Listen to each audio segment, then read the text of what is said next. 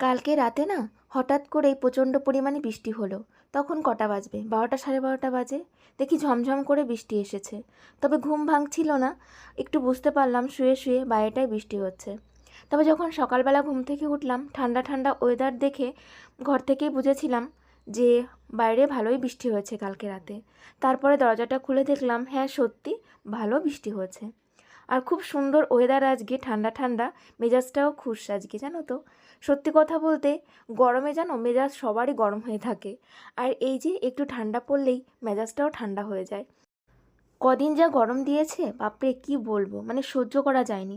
ভেবেছিলাম বোধহয় এরকমই থাকবে, এরকমই থাকলে মানুষ মরেই যেত।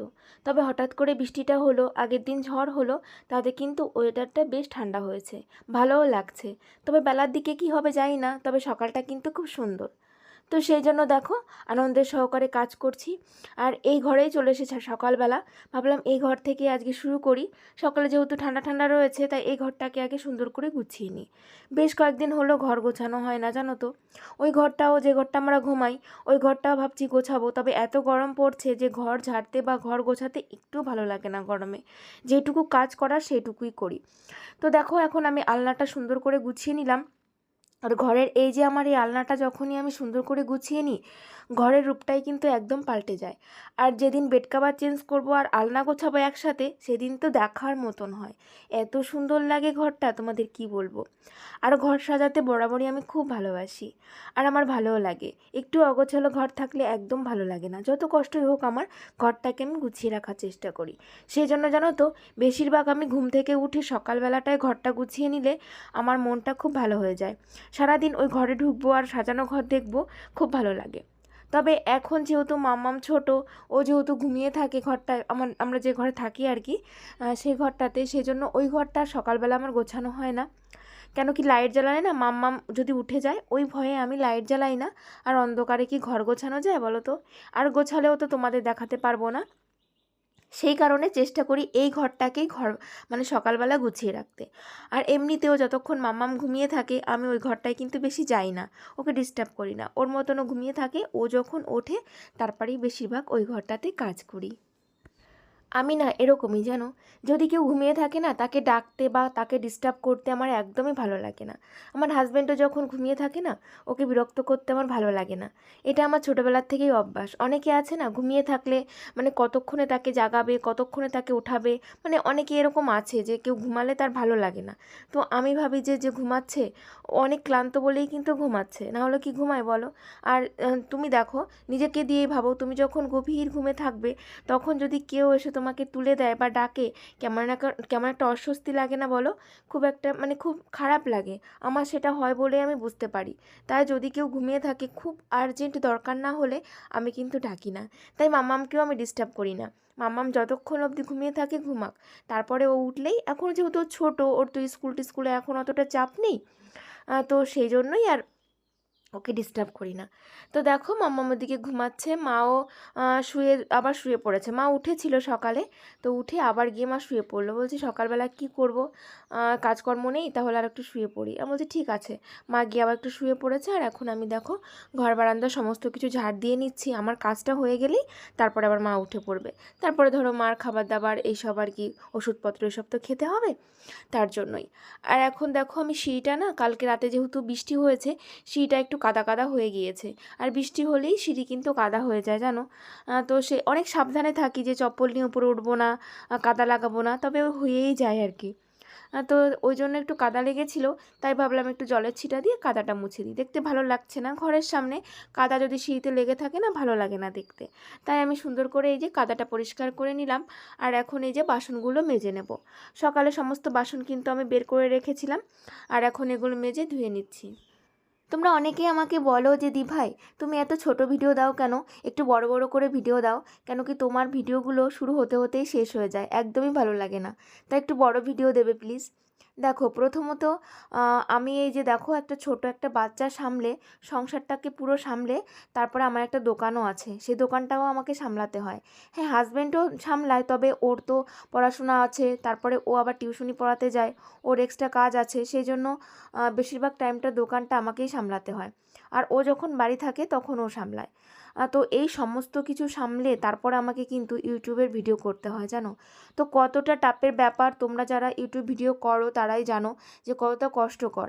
এই যে ভিডিওগুলো শ্যুট করা, তারপরে এডিটিং করা, সমস্ত কিছু এইগুলো কিন্তু অনেক কষ্টের ব্যাপার।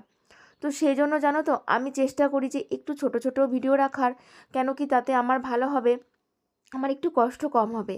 এই যে এডিটিং করতে, ভয়েস দিতে একটু টাইম কম লাগবে, আমি তাড়াতাড়ি করে এগুলো করে ফেলতে পারবো। অনেকটা বড় ভিডিও করলাম, সেটা এডিটিং করে উঠতে পারলাম না, ভয়েস দিতে পারলাম না, তাতে করে কিন্তু আমি ভিডিও দিতে পারবো না।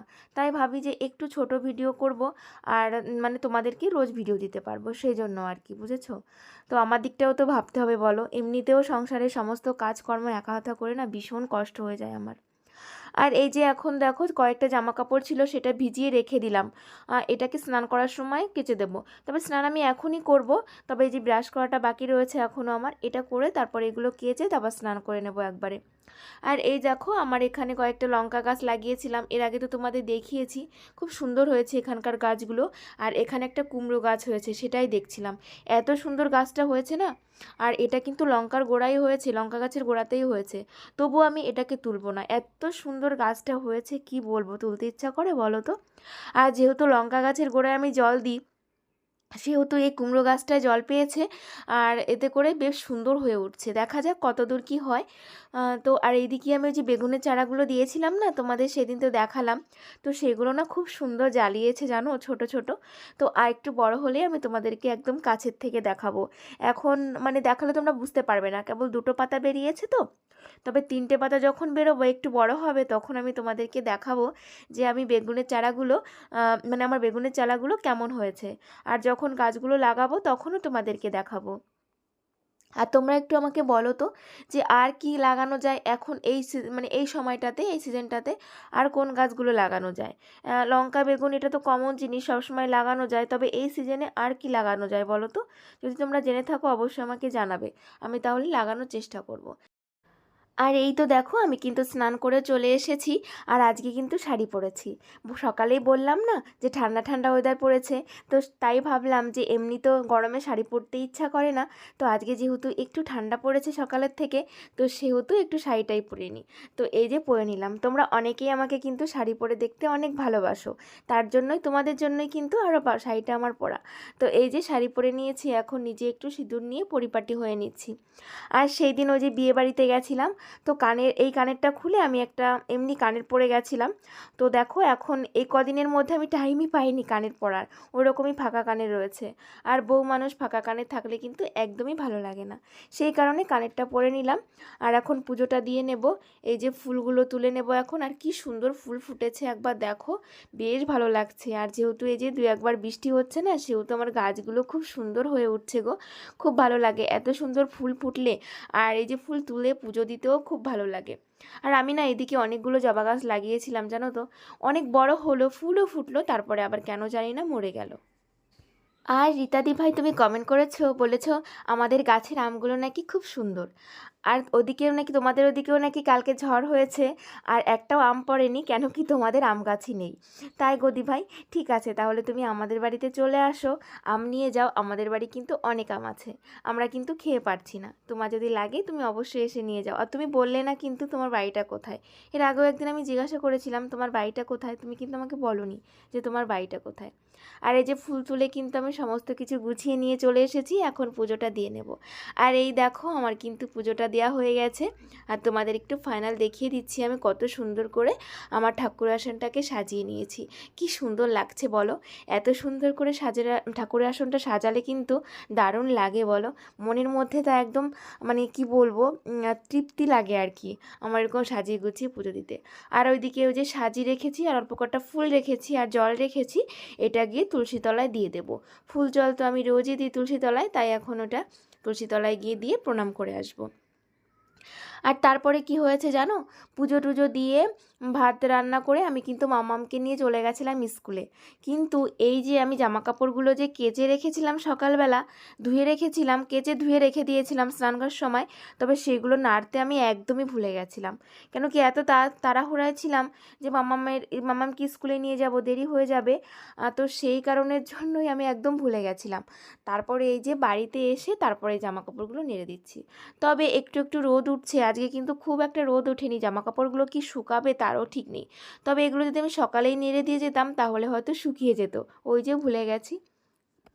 ২-১ দিন আগে একটা বুনু আমাকে কমেন্ট বলেছিলে যে মাম্মামকে আমি কোন স্কুলে ভর্তি করেছি। আমি না বলতে একদমই ভুলে গেছিলাম। কি বলো তো, মাম্মামকে আমি কোনো স্কুলেই ভর্তি করিনি গো। ও এখনও ছোট, এত ছোট বয়সে আমি কোনো স্কুলকে ভর্তি করব না। তবে ওই যে আমাদের বাড়ির পাশে যে আইসিডিএসের স্কুলটা আছে না, সবার গ্রামেই তো থাকে, তো সেখানেই মাম্মামকে একটু একটু করে নিয়ে যাচ্ছি, অভ্যাস করছি আর কি স্কুলে যাওয়ার। তো সেখানেই একটু নিয়ে যাচ্ছি, ওই গিয়ে একটু লেখালেখি করে, একটু খেলাধুলা করে, ওর ভালো লাগে।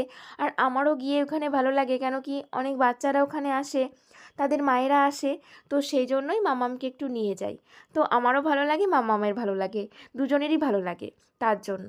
আর এই যে দেখো, সকালবেলা যে বাসনগুলো মেজে রেখেছিলাম সেইগুলো, আর সকালে খাওয়া দাওয়ার পরে কিছু বাসন বেরিয়েছিল সেইগুলো একবারে ধুয়ে জল ঝরাতে দিয়েছিলাম, সেগুলোকেও এখন তুলে দিলাম। আর দেবযানী কমেন্ট করেছো, তুমি বলেছো যে তোমার শাক কাটাটা খুব সুন্দর হয়। তাই গো, আমি কিন্তু আরও সুন্দর করে শাক কাটতে পারি, তবে কি বলো তো, তাড়াহুড়ার জন্য একটু বড় বড় করেই কাটতে হয়।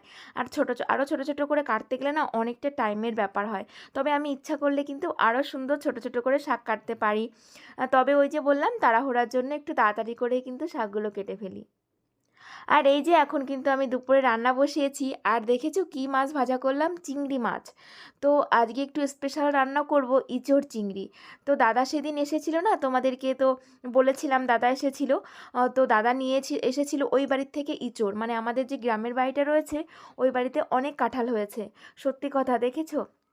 মা বাবা ওই কাঁঠাল গাছগুলো লাগিয়েছিল, অনেক কাঁঠাল গাছ আছে জানো। তো সেই গাছে কাঁঠাল হয়েছে, আর সেই কাঁঠাল নিয়ে এসেছে দাদা। তো সেটারই আজকে ইঁচড় রান্না হচ্ছে। তো দেখলেই তো, ইঁচড়টা আমি কেটে নিয়েছি, এই যে খুব সুন্দর করে কেটে নিয়েছি। আর এখন আগে কিন্তু মশলাগুলো আমি তেলের উপরে দিয়ে ভালো করে কষিয়ে নিলাম। তো মশলা বলতে ওই যে জিরে, পেঁয়াজ, রসুন, এগুলোই আর কি, আদা। তো সেইগুলো মশলাগুলো তেলের উপরে দিয়ে ভালো করে কষিয়ে নিলাম। তারপরে কিন্তু আমি এই যে কাঁঠালের যে ইঁচড়টা কেটে রেখেছিলাম সেটা দিয়ে দিলাম। তবে আমি কিন্তু সিদ্ধ করে রান্না করছি না, অনেকেই সিদ্ধ করে রান্না করে। তবে সিদ্ধ করে রান্না করলে আমার মনে হয় কি টেস্টটা ভালো আসে না, কেমন একটা জলকা জলকা লাগে। তাই আমি সিদ্ধ করে রান্না করব না, তবে একটু বেশি জল দিয়ে অনেকক্ষণ জ্বালাবো, তাহলে কিন্তু গলে যাবে। আমি কিন্তু এভাবেই রান্না করি। তোমরা হয়তো অনেকেই ভাববে যে গলবে না, তবে আমার কিন্তু গলে যায়, অসুবিধা হয় না, আর টেস্টটাও কিন্তু খুব সুন্দর হয়। তো তোমরা যারা সিদ্ধ করে এঁচোড়টা রান্না করো তারা এইভাবে একদিন রান্না করে দেখো, টেস্ট কিন্তু আলাদাই লাগবে। তো ওইদিকে এঁচোড়টা হতে রয়েছে, আর এদিকে দেখো আমি এখন একটু সোনপাপড়ি খেয়ে নেব। এই সোনপাপড়িটাও কিন্তু দাদা এনেছিল কলকাতার থেকে। সত্যি গো, সোনপাপড়িটা খেতে এত টেস্টি, কি বলবো। আমরা তো এমনি সোনপাপড়ি খাই, তবে এটা কিন্তু অনেকই আলাদা, এটা কিন্তু অনেকই টেস্টি, জানো তো। তো দুটো সোনপাপড়ি নিয়ে নিলাম, একটা হাজব্যান্ডকে দেবো আর একটা আমি খাবো। আর মাম্মাম এখন খাবে না, ও এমনিতেও মিষ্টি জাতীয় খাবার খেতে চায় না, তবে একটু একটু খায়। ও এখন এখানে নেই, ওই ঘরে বসে ও দিদুনের সঙ্গে খেলা করছে, তাই আমি আর হাজব্যান্ডটি এখন খেয়ে নিচ্ছি। আর তারপরে এই যে দেখো, দেখছি যে ইঁচড়টা গলেছে কি না, তবে দেখলাম গলেছে, আর একটু মানে গলতে বাকি আছে। আর এটা কি দিলাম বলো তো? আমুল দুধ। আমুল দুধ দিলে কিন্তু একটা টেস্ট আলাদা হয়ে যায়। তো তোমরা কেউ কি আমুল দুধ দিয়ে ইঁচড় রান্না করো? যদি করে থাকো সেটাও কিন্তু আমাকে জানাবে। তো আমি কিন্তু এইভাবেই রান্না করি। তবে ইঁচড়টা কিন্তু আমার বেশ সুন্দর গলে গেছে, তবে আরেকটুখানি জাল দেবো। তো আরেকটুখানি জাল দিলে আরেকটু মাখো মাখো হবে। তো চলো আরেকটু জাল দিই, তারপরে তোমাদের ফাইনাল দেখাচ্ছি। তো এই দেখো, আমার ফাইনাল কিন্তু ইঁচড়টা হয়েও গিয়েছে।